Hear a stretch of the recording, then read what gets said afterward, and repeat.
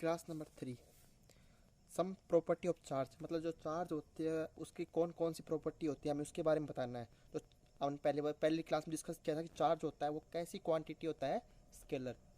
जैसे एक वेक्टर होती है, एक स्केलर होती है, तो चार्ज हमारा कौन सी क्वांटिटी हो जाएगा, scalar.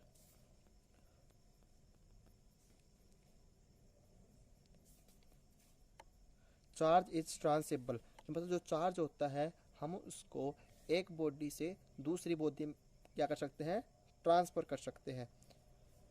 Charge can transfer from one body to another body when put in contact, मतलब जब हम एक बॉडी को दूसरी बॉडी के कॉन्टैक्ट में रखेंगे तो चार्ज है वो क्या हो जाएगा, ट्रांसफ़र हो जाएगा एक बॉडी से दूसरी बॉडी में।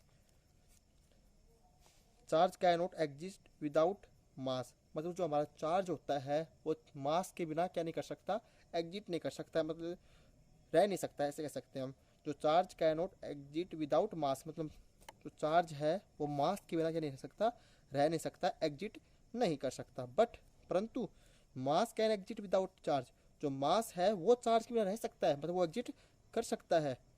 चार्ज नहीं रह सकता मास के बिना, बट मास रह सकता है चार्ज के बिना। In charging the mass of body change, जब हम किसी बॉडी को चार्ज करते हैं तो उसमें जो मास हो क्या हो जाता है, चेंज हो जाता है। ऐसे मान लो कि जैसे किसी की एनर्जी ख़त्म हो गई, ठीक है, उसमें हम एनर्जी डाल रहे हैं, उसको डाल रहे हैं एनर्जी खूब डाल दी उसमें, तो उसका मास चेंज हो जाएगा।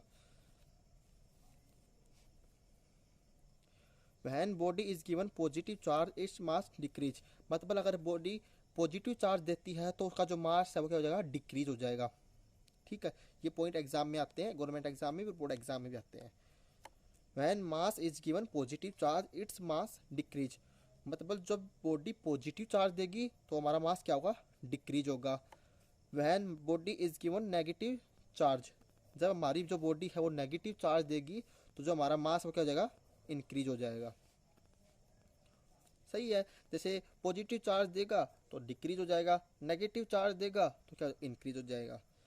अब देखो ये भी मोस्ट है, चार्ज इज इनवेरिएंट, मतलब इनवेरिएंट का मतलब ये है जो कि स्पीड के साथ चेंज ना हो, कि भाई चार्ज की इस वायर में इतनी स्पीड है तो इसका चार्ज अलग होगा, इस वायर में इतनी स्पीड है तो चार्ज अलग होगा, तो इस पर डिपेंड नहीं करता चार्ज की।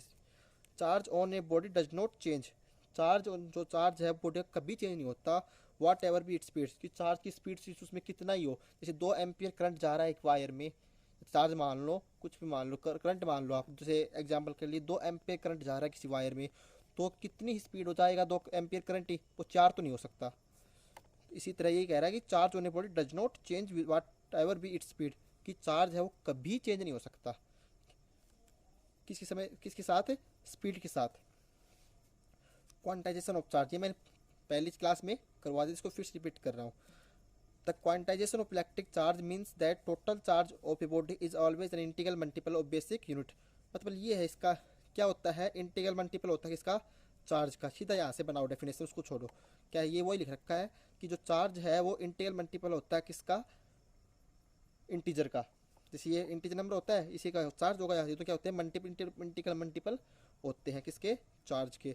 The quantization of electric charge means that total charge of a body is always an integral multiple of A basic unit, मतलब ये क्या होता है, इसका मल्टीपल होता है किसका, चार्ज का। चार्ज का मल्टीपल होगा ना, गुणा में तो है ये, जैसे ये नंबर ऑफ इंटीजर होगा, ये number of charge, electron charge तो होता है, तो क्या कोई इंटीग्रल मल्टीपल हो गए। अब हमने 3 क्लासेज ली हैं, 3 क्लासेज के